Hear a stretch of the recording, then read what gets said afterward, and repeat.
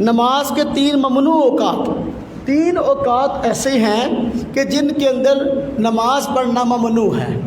کوئی بھی کسی قسم کی بھی نماز پڑھنا ممنوع ہے، خواہ وہ فرض ہو ہاں جی کا کوئی بھی ہو، نماز پڑھنا ممنوع ہے۔ اب دیکھیں ذرا، کہتے ہیں اس سے مراد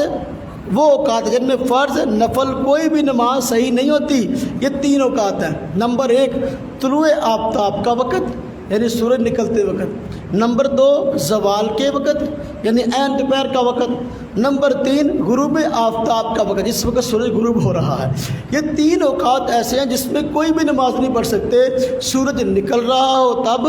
زوال کا وقت ہو تب، اور سورج غروب ہو رہا ہو تب۔ ان 3 اوقات میں کوئی بھی نماز جائز کیوں نہیں ہے؟